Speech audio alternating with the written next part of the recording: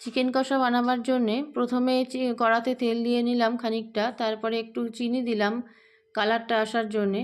এরপর তেজপাতা আর ছোটো এলাচ দারচিনি ফোড়নে দিয়ে পেঁয়াজগুলো দিয়ে দিলাম।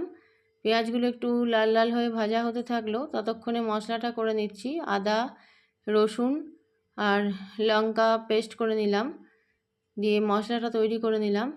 আর এদিকে মশলার মধ্যে আর একটা জিনিস গোলমরিচও দিয়েছি।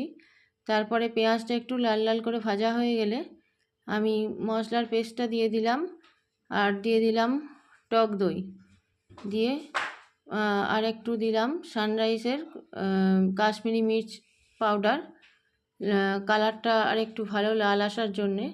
এরপরে দিলাম হলুদ গুঁড়ো আর চিকেন মশলা, দিয়ে মশলাটাকে ভালো করে অনেকক্ষণ ধরে কষে নিলাম। আর একটু এরপরে দিলাম লবণ, দিয়ে মশলাটা ভালো করে কষা হয়ে গেলে ভিনিগার দিয়ে ভালো করে ধুয়ে রাখা চিকেনটা দিয়ে ভালো করে কষিয়ে নিলাম। আর এরপরে পাশে একটু জলও ফুটতে দিয়ে দিয়েছি। আর কিছু আলু আমি হালকা সেদ্ধ করে রেখেছিলাম খোলা ছাড়িয়ে নিয়ে, এবার মাংস কষাটার সঙ্গে আলুগুলোও মিশিয়ে দিলাম। ভালো করে আলুগুলো দিয়ে নেড়ে নিলাম।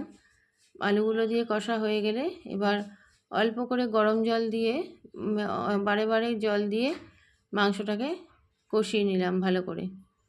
এরপর মাংসটা কষা হতে হতে লাস্টের দিকে আমি একটু জায়ফল গুঁড়ো করে দিলাম, গ্রেটার দিয়ে গ্রেট করে দিলাম।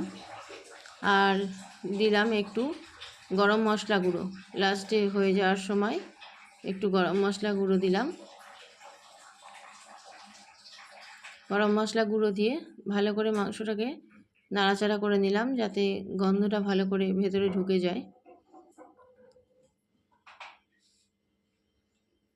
এইভাবেই হয়ে গেল আমাদের চিকেন কষা রেডি।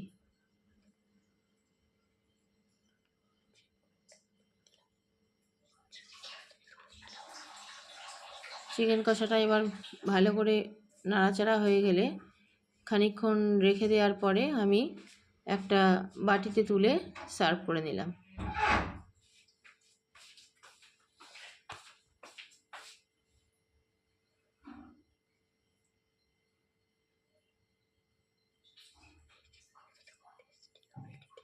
এই রকম চিকেন কষা ভীষণ টেস্টি হবে, একবার ট্রাই করে দেখবেন।